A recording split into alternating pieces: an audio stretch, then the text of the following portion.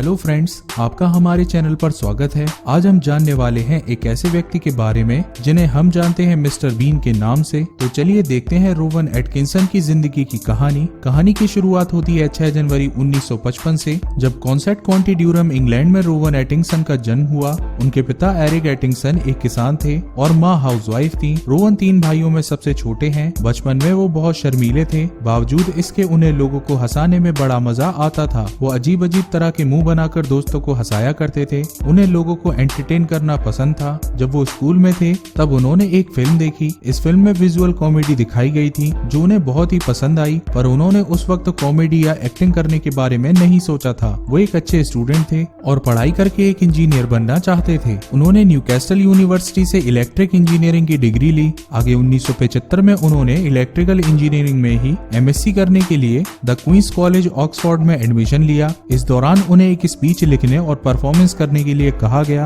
अब तक उन्होंने कुछ ड्रामास में पार्टिसिपेट किया था, पर लिखना उनके लिए नया था। इस स्पीच को लिखते समय ही उन्हें यह रियलाइज हुआ कि वो विजुअल कॉमेडी बहुत अच्छी तरह से कर सकते हैं और इसमें करियर बना सकते हैं। कॉलेज में उनकी मुलाकात हुई रिचर्ड कार्लिस से, जो एक राइटर थे, और हावर्ड गुडॉल से, जो म्यूजिक कंपोजर थे। तीनों मिलकर स्केचेस और प्लास बनाने लगे। उनके काम को सराहा जाने लगा। उनका एक प्ले देखने के बाद जॉन लॉयड, जो एक बीबीसी प्रोड्यूसर थे, उन्होंने रोवन को एक टीवी शो में काम करने का ऑफर दिया। अब 22 साल के रोवन के पास 2 रास्ते थे। एक तरफ उनके दोस्त थे जिनके साथ काम कर वो अच्छे खासे पैसे कमा रहे थे, और दूसरी ओर टीवी शो जो करना उनके लिए नया था, रिस्की था, पर वो ये भी जानते थे कि अगर वो कामयाब हुए तो जिंदगी में बहुत आगे जा सकते हैं। उन्होंने टीवी शो को चुना। ये शो था नॉट द 9 o'clock। शो कामयाब रहा। उनकी राइटिंग और एक्टिंग की तारीफ हुई और उन्हें एक नया शो ब्लैक एडर ऑफर हुआ, और इस शो के को राइटर थे उनके जिगरी दोस्त रिचर्ड फार्टिस, जिनके साथ उन्होंने कॉलेज के दौरान काम किया था। ब्लैक एडर सीरीज ब्रिटेन के सबसे कामयाब सीरीज में से एक बन गई।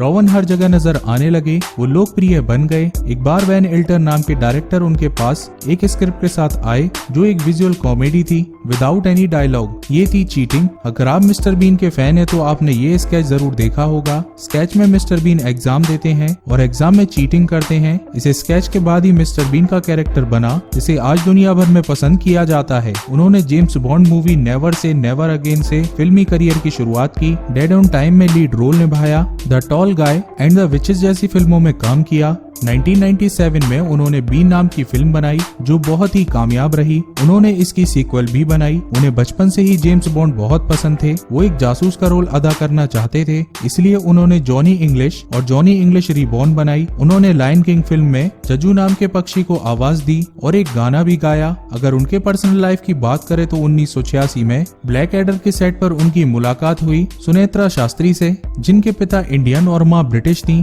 सुनेत्रा मेकअप आर्टिस्ट थी। कुछ सालों तक डेटिंग करने के बाद 1990 में उन्होंने शादी कर ली। उनका बेंजामिन नाम का बेटा, लिली नाम की एक बेटी है। किन्हीं कारणों से 2014 में रोवन और सुनेत्रा ने तलाक ले लिया। रोवन को महंगी कार का बहुत शौक है। उनके पास ऑडी 88, स्कॉडा सुबर्ब और बहुत सी लग्जरी कार्स हैं। उनके पास रेयर मैक्लेरल कार थी जिसे चलाते वक्त 2011 में उनका एक्सीडेंट हुआ, जिसमें उन्हें तो कुछ नहीं हुआ, पर कार बहुत डैमेज हो गई थी। इंश्योरेंस कंपनी को उन्हें 9 लाख पाउंड से ज्यादा चुकाने पड़े थे। ब्रिटेन का सबसे बड़ा इंश्योरेंस पे आउट था। कार के क्रेज के चलते उन्होंने रेसिंग पर आधारित टॉप गियर नाम का शो भी किया है। उनकी कला और सामाजिक कार्यों को देखकर उन्हें commander of the order of the British Empire का खिताब दिया गया। दोस्तों, रोवन एटिंगसन को आज पूरी दुनिया जानती है, उनकी इज्जत करती है। इतना सारा पैसा और शोहरत होने के बावजूद वो किसी कंट्रोवर्सी में नहीं पड़े, न कभी ड्रग्स या अल्कोहल के चक्कर में पड़े। अपना ध्यान सिर्फ अच्छा काम करने में लगाया, हमें 2 पल हंसाने में लगाया। वो चाहे जितने किरदार निभा लें, पर हमारे लिए वो हमारे प्यारे मिस्टर बीन ही रहेंगे।